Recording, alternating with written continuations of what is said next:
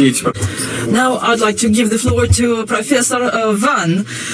China is watching at all this from far away, but also from the very heart of, from the crux of global economy, because no matter what happens where, China as the major economy, deeply integrated in the global economy, experiences all these waves of that have their effect on you. So what are you experiencing? Many thanks, Vada Club, for having me again. We didn't expect that 40 years after the concept of globalization was proposed, the issue of self-sufficiency was still being discussed. This is truly a tragedy of world development and an ideological predicament of political economy. Because under the theoretical logic of political economy, through social division of labor and cooperation, the continuous growth of the socialized production will inevitably break through the boundary of a country and form a large world market. However, now it's a very pity that we are signs of cracks and decoupling in the international market of high-tech and energy commodity, leading to more and more people worrying about whether globalization would go backwards.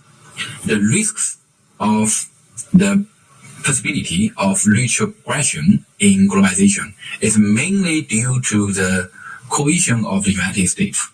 In recent years, the United States has used high-tech dollars and trend as weapons to block and sanction emerging countries such as Russia and China, forcing more and more developing countries to consider the issues of self-sufficiency.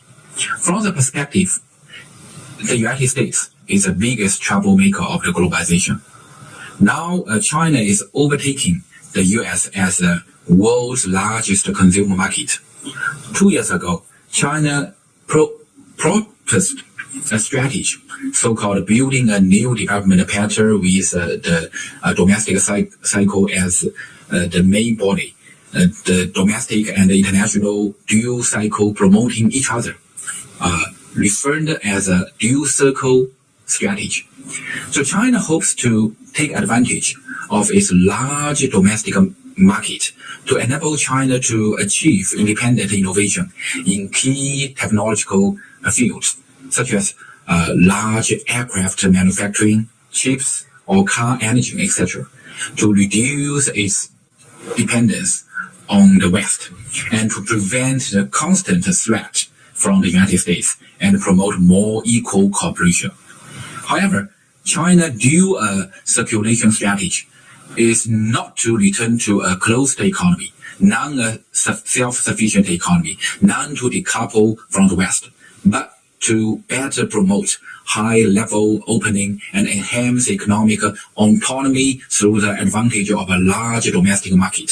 For example, we want to expand imports and rebalance the relationship between the trade and the economy. So in the theoretical framework of the political economy with Chinese characteristics, globalization is an inevitable trend, especially in the era of digital economy. No one can stop the economic globalization.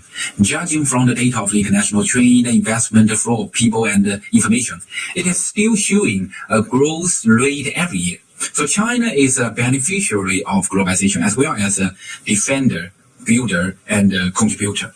So at present, the changing trend of globalization that we need to think about is the speed of the globalization and who will lead it.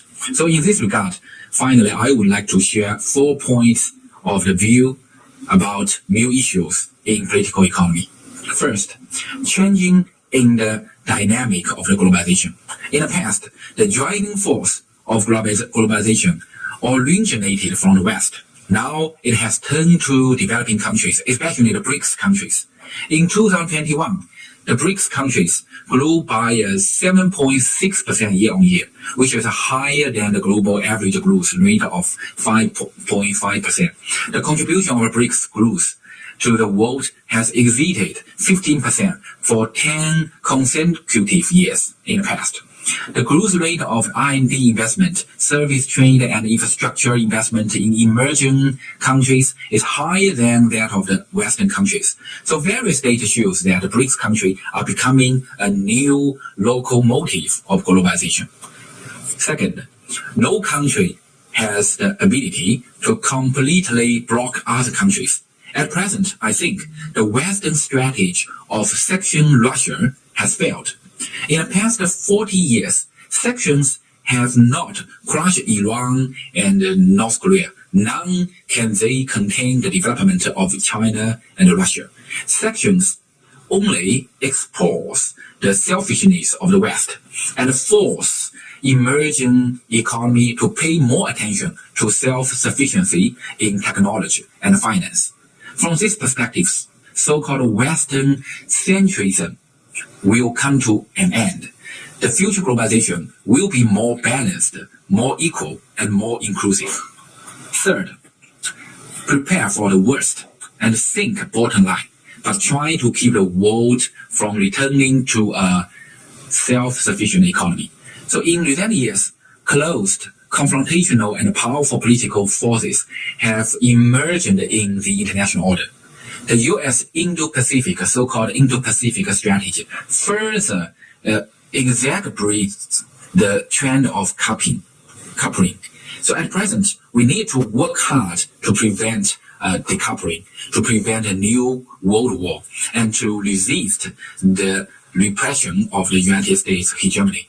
In this regard, emerging economy must promote localized substitution in key technology and achieve necessary food and energy reserve independence. And at the same time, it is necessary to maintain the middle growth rate in terms of international cooperation in people, investment, and trade. Finally, the fourth, it is necessary to have a broad vision, prevent future disasters on Earth, and explore a wide universe. One of the neglected reasons for the current tension between the major powers now is limited global resources. The Earth's resources are not enough to support the model life of the 8 billion people. The country's goal of competing for resources should turn to a wide universe and higher technological fields. Human beings should be united to explore space, explore new nuclear, new energy technology, innovate low carbon emission reduction technologies, and standardize AI technology. So these can not only prevent future climate change, virus crisis and food crisis, but also we can save the future destiny of mankind. This is my viewpoint. Thank you so much again.